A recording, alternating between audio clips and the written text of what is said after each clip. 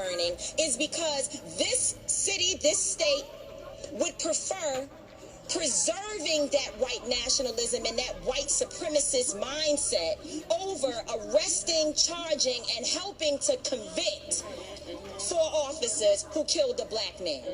That is the reality of what we're dealing with. This is not just a few cops doing things across the country. This is not a good cop versus bad cop situation. This is Ahmaud Arbery being shot down by white men on the streets of Georgia. Breonna Taylor being killed in her home. This is in New York City, where we were until freedom. We were just in New York fighting the police officers who, in the name of social distancing, were damn near killing black young people on our streets.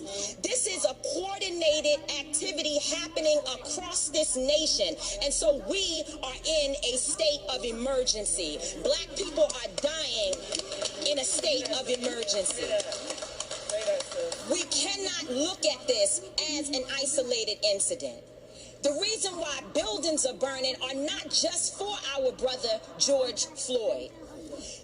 They're burning down because people here in Minnesota are saying to people in New York, to people in California, to people in Memphis, to people all across this nation, enough is enough.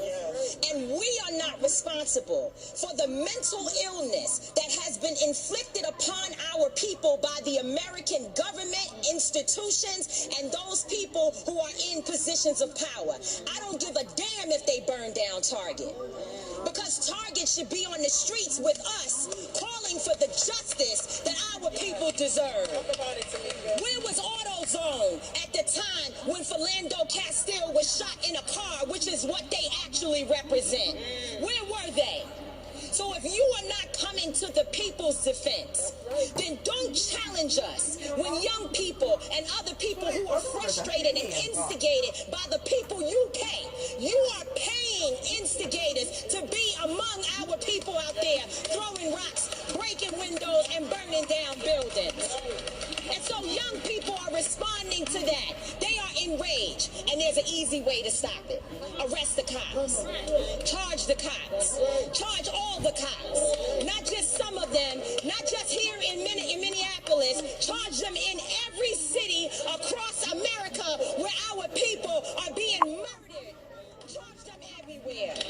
That's the bottom line. Charge the cops. Do your job. Do what you say this country is supposed to be about, the land of the free for all. It has not been free for black people, and we are tired. Don't talk to us about looting.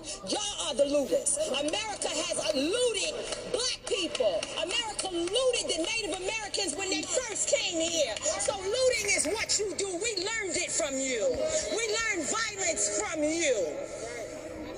We learned violence from you. The violence was what we learned from you. So if you want us to do better, then damn it, you do better.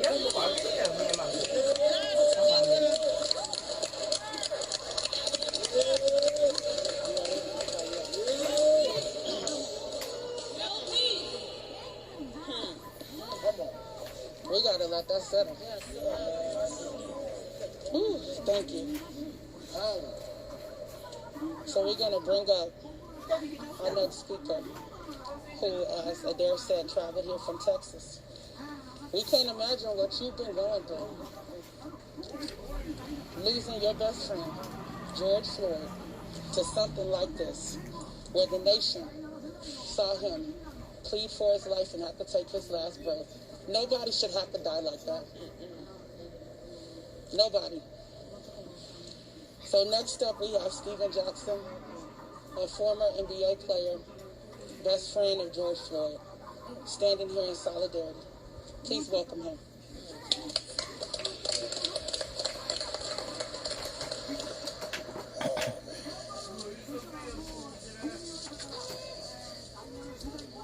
Who said common sense was common?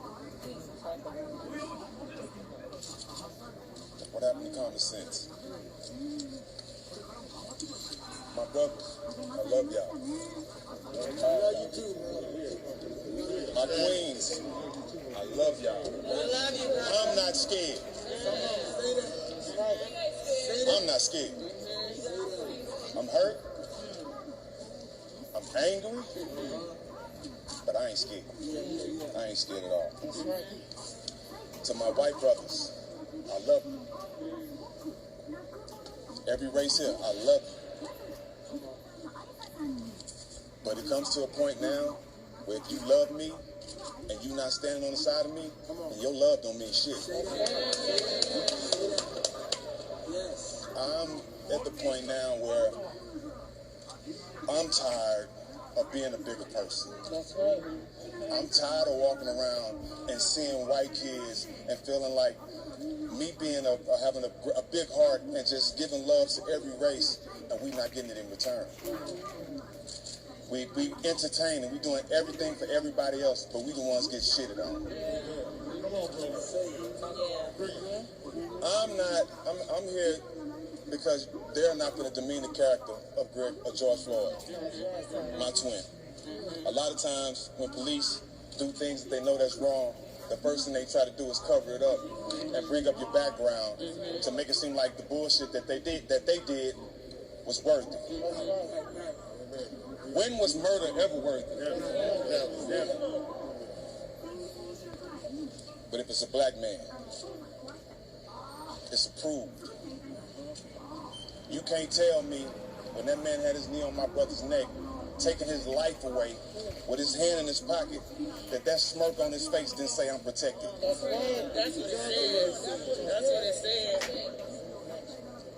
You can't tell me that he didn't feel that it was his duty to murder my brother and that he was fine and that he knew he was going to get away with it. You can't tell me that wasn't a look in his face. We've seen this so many times, and we see it right in our face and we don't get no justice. What happened to common sense? What happened to just opening your eyes? Your eyes don't work now? Videos, what is videos for? Videos don't work now, they don't mean nothing? Only when you black. Say that. My brother was someone who died trying to be a protector and a provider for everybody. But one thing a lot of y'all don't know, that's damn near every black man. That's right. Talk about it. Because where we come from, we have to learn how to protect and provide. How not? The ones that don't know how to protect and provide, the ones that ain't proud to be black, are the ones that get knocked off early. You have to be strong where we come from in order to survive, in order to be successful. It's 10 times harder. And I tell people all the time, the difference between me and my brother Floyd is I had opportunity. So many of my brothers are so talented and sitting in the ghettos and the hills right now because they don't have opportunity. Big facts. And y'all wonder why we angry. We're not just dying. It hasn't been fair to us. So at this point, y'all murdering my brother. Now I see y'all punching my women. We don't have a choice but to stop asking and not really demanding. It's time to start taking. It's time to start taking. And my voice is screaming farther than people know. Because I come from the dirt. I come from the mud. You dig what I'm saying? And the people behind me, they come from it too. And we here standing together. I need everybody to stand with us. If you're not with us, you're against us. And it's no more pacifying, no more straddling the fence. Either you got to play this our side or you're on the other side. There's no straddling the fence. I'm talking to everybody, black, white, blue, green. Come on. It's all right, Stack. It's all right. We need to see some charges. It's okay. Imagine this. A man growing up in an area where the odds are already against him. Trying to figure it out. You know, they say experience is the best teacher. So we're going to make mistakes. Everybody going to make mistakes. You make some bad decisions. It happens. We all make bad decisions, right? We make bad decisions. Even being successful, I've made bad decisions, right? You get to a point where you make a bad decision and you end up suffering for it, going through time. Sit down, okay? You got to go through that. They say you got to rehabilitate yourself. You rehabilitate yourself. You have relationships with people where you're able to get away and try to better your life, right? Because you've been in the system. All they tell you, the only way you can get out of it is you rehabilitate yourself. That's right. And when you rehabilitate yourself, you get out and you still treated like a criminal. Right? So, stay with me now. Picture that. You get an opportunity to move away from an environment that brought you down. You get away, you be successful. You get a job. Your life starts turning in the right direction. You stumble a little bit again. It's not worth your life, though. Right, that's it. You stumble a little bit again, and you end up on the ground with a knee in your neck, screaming your mama's name, screaming your kid's name, going to the bathroom on yourself.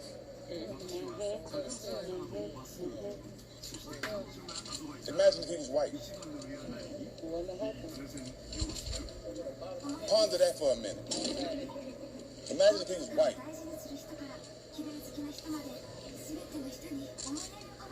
It would be 30,000 more cameras in here. Let's keep it real. It's over for sugar coated shit.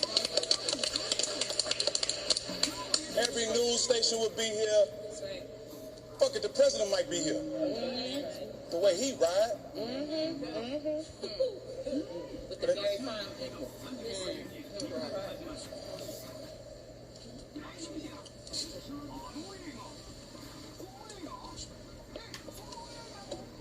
We, as black men, we've seen a lot of stuff as far as murders and people being taken from us. Right? But now, not only it's been seen by us and our brothers, but it's been seen by our children now. So I'm sitting there watching this, and my daughter tells me, Dad, I can't leave you. Because I seen what happened to your friend. And I think you need me. My daughter's 6 years old. But my daughter to see that and tell me that I need her at 6, imagine what the pain and the frustration is in my mind right now. Because my daughters are seeing police punch on them and slam them to the ground. And we ain't getting no justice. And we as fathers are starting to feel hopeless. And when we feel hopeless, we retaliate. And if you're not giving us no answers, we got to come up with our own answers. And we willing to do that. Understand that. We willing to do that. We going to use our platform. I'm going to use everything I have to get a conviction, to get all these motherfuckers in jail. Excuse my French, I'm angry. Speak that truth. But I'm a proud black man. I mean that from the bottom of my soul.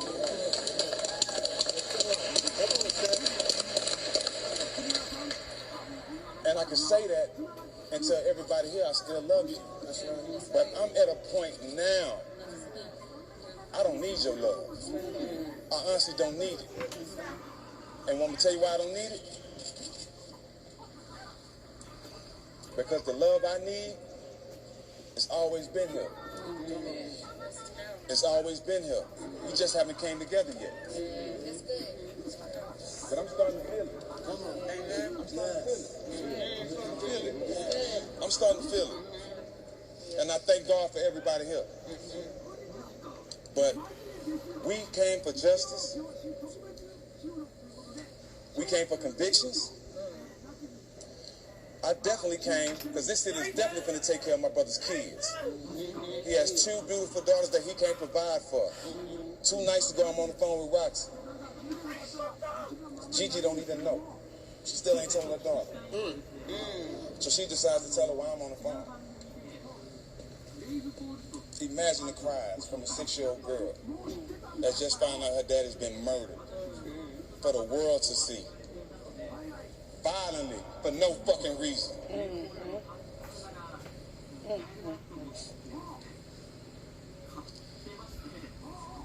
19 citations. A black man get 3 tickets, his license taken away. But you can have 19 citations as a cop and still have a job. Three murders under your belt. 3 murders. He got 3 bodies. How many open cases he got to this day? But this world has common sense. Common sense ain't common. Common sense ain't common. When you see one person and you treat them like shit, that ain't common sense. That's hate. And a lot of people have it. But you know what? It's building up in us. We can't love forever. We can't love forever. And the hate is coming out. And I'm afraid. I'm honestly afraid. Because I know what comes from hate from us. And I know why y'all so scared. Because y'all scared that we're going to pull a you on you.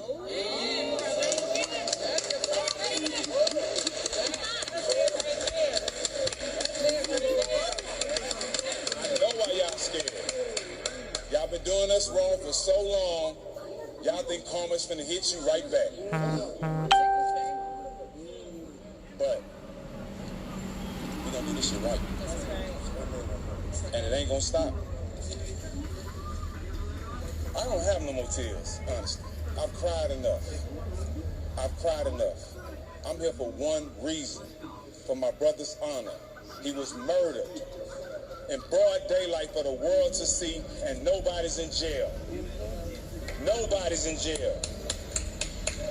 So where we go from here? Where we go from here? We going to the front line. That's right. And anything you see, so be it. So be it. So be it. I want you to see it, because this is real pain.